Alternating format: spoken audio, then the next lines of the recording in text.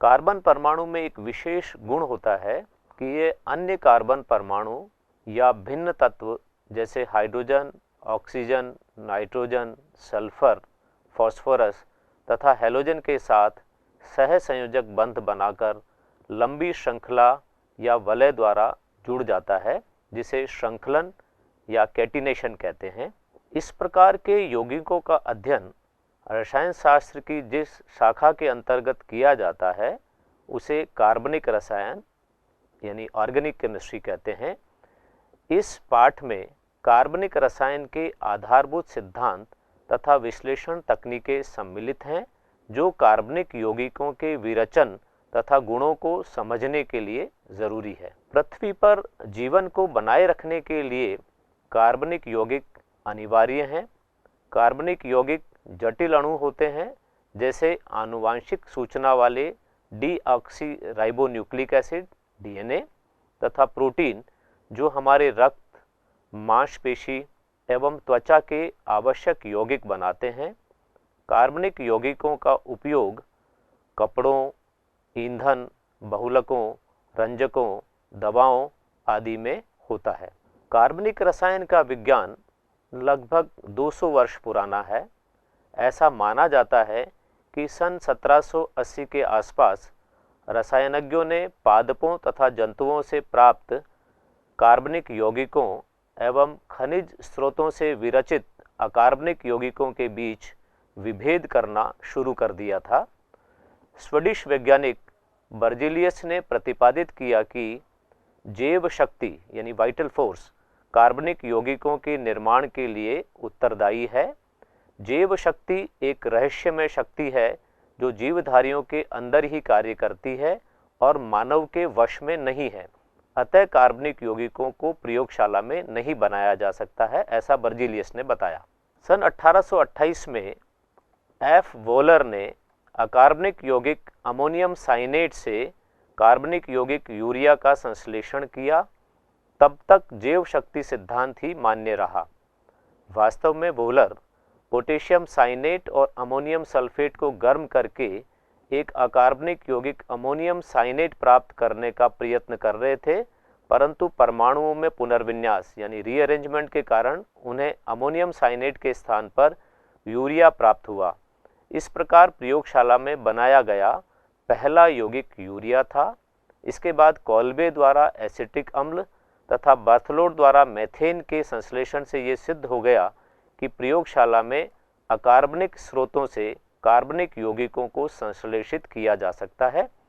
उसके बाद प्रयोगशाला में निर्मित कार्बनिक यौगिकों की संख्या तेजी से बढ़ती गई।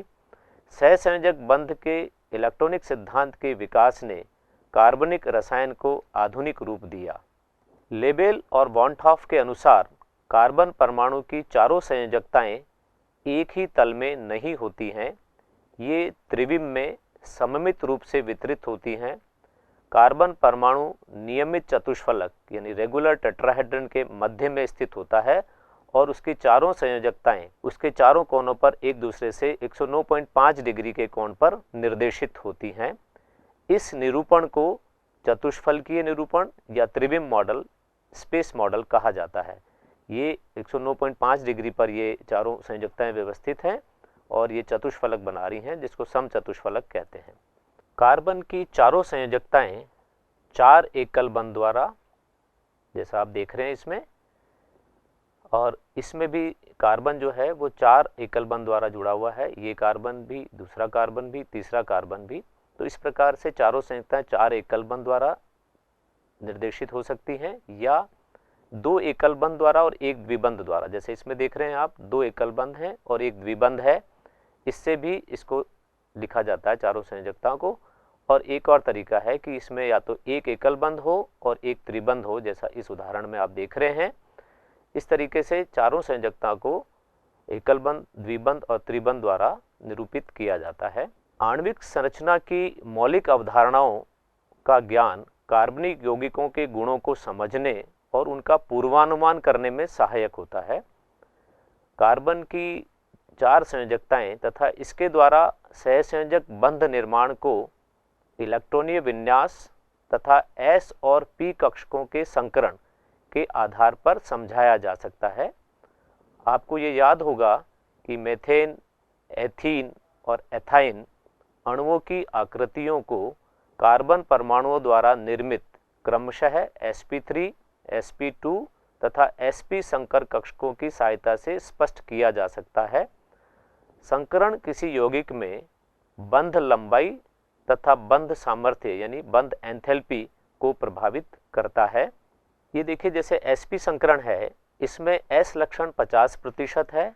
ये बंध छोटा और प्रबल होता है और छोटा और प्रबल होने के साथ इस बंध की सामर्थ्य अधिक होती है।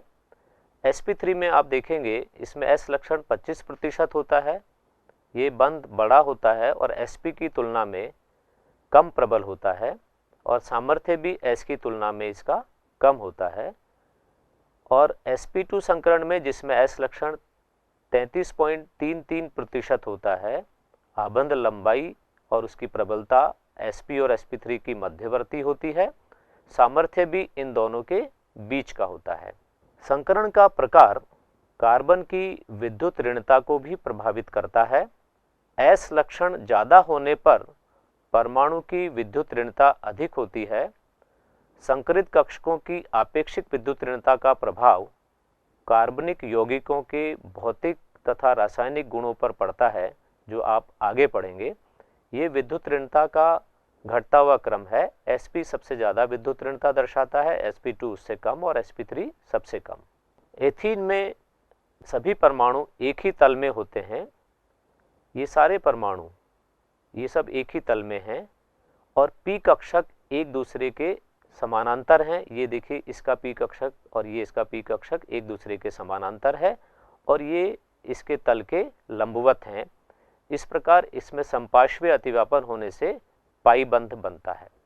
एक CH2 को दूसरे के सापेक्ष घुमाने पर p कक्षकों के अधिकतम अतिव्यापन में बाधा उत्पन्न होती है। इस कारण कार्बन कार्बन डबल बॉन्ड के चारों ओर घूर्णन प्रतिबंधित हो जाता है। पाई बंध का इलेक्ट्रॉन आवेश अभ्र आबंधित परमाणुओं के तल के ऊपर एवं नीचे स्थित होता है, जैसा अपन ने अभी पिछली स्लाइड में देखा था, जिससे ये आक्रामक अभिकर्मकों के लिए इलेक्ट्रॉनों को आसानी से उपलब्ध कराता है। यानी कार्बन कार्बन डबल बॉन्ड में घूर्णन प्रतिबंधित होता है और ये रिएक्शन के लिए आसानी से इलेक्ट्रॉन्स को उपलब्ध कराता है। इस प्रश्न में देखिए, पूछा गया है कि निम्न अणुओं में कितने सिग्मा और पाई बंध उपस्थित हैं। आपको याद होगा, जब कार्बन से चारों बंध सिंगल बॉन्ड होते हैं तो उस पर sp3 संकरण होता है। अगर एक पाई बंध होता है तो वो sp2 संकरित होता है और अगर दो पाई बंध होते हैं तो वो sp संकरित होता है। इस आधार पर आप देखें तो इस पहले प्रश्न में CH3 यानी एथेन का अणु दिया हुआ है। इसमें कार्बन कार्बन के बीच में एक सिंगल बॉन्ड है, ये सिग्मा बंध है, और इस कार्बन से तीनों हाइड्रोजन जो जुड़े हुए हैं वो भी एकल बंध से जुड़े हुए हैं, इसलिए ये भी तीनों सिग्मा बंध हैं। तो 3 और 3 सिग्मा बंध और एक ये, कुल 7 सिग्मा बंध इसमें हैं। दूसरे उदाहरण में देखिए आप, CH2 double bond C double bond CH2, जहाँ द्विबंध है वहाँ एक पाई बंध है, ऐसा ही एक पाई बंध यहाँ पर है। तो इस अणु में कुल 2 पाई बंध हैं। अब गिनते हैं अब सिग्मा बंध। 2 सिग्मा बंध ये H2 वाले और 2 सिग्मा बंध ये कार्बन हाइड्रोजन के बीच में, तो कुल 4 तो ये हो गए, एक ये और ये, कुल 6 सिग्मा बंध और 2 पाई बंध इस अणु में है।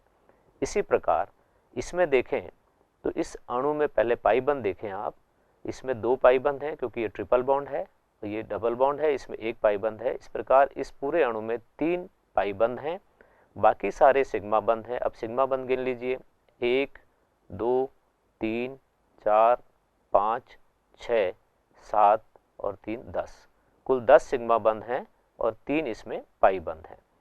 इस उदाहरण में भी आप देख रहे हैं कि ये डबल बॉन्ड में से एक पाई बंध है और इसमें से भी एक पाई बंध है। इस प्रकार कुल इसमें 2 पाई बंध हैं और 2 3 4 5 और 6 और 3 9, कुल 9 सिग्मा बंध हैं। इस प्रकार इसमें 9 सिग्मा और 2 पाई बंध हैं। इस प्रश्न में देखिए, निम्नलिखित यौगिकों में प्रत्येक कार्बन की संकरण अवस्था क्या है। अभी जैसा मैंने आपको बताया कार्बन से जुड़े हुए चारों ही बंध एकल बंध हैं, 3 हाइड्रोजन जुड़े हुए हैं, एक Cl जुड़ा हुआ है, इसका मतलब इस पर sp3 संकरण है। तो इसका जो कार्बन है ये वाला, ये sp3 संकरित है। इसमें 2 कार्बन दिख रहे हैं आपको, एक ये CH3 वाला और एक ये CO वाला। तो CH3 वाले जो दोनों कार्बन है, क्योंकि ये ट्वाइस है, ये दोनों कार्बन sp3 संकरित है, और ये जो कार्बन है इसमें कार्बन ऑक्सीजन के बीच में एक पाई बंध है, इसलिए ये sp2 संकरित है। CH3CN में देखें, ये कार्बन चारों एकल बंध से बंधित है, इसलिए इस पर sp3 संकरण है। ये कार्बन और नाइट्रोजन के बीच में 2 पाई बंध है, इसलिए इस पर sp संकरण है। तो इस प्रकार आप देख सकते हैं कि ये इसमें sp3 संकरित कार्बन है, इसमें ये sp3 संकरित कार्बन है 2, और ये कार्बन जो है वो sp2 संकरित है। ये कार्बन sp3 संकरित है और ये कार्बन sp संकरित है। इसी प्रकार आप इन दोनों प्रश्नों को भी हल कर सकते हैं। निम्नलिखित यौगिकों में कार्बन की संकरण अवस्था एवं अणुओं की आकृति क्या है, ऐसा पूछा गया है।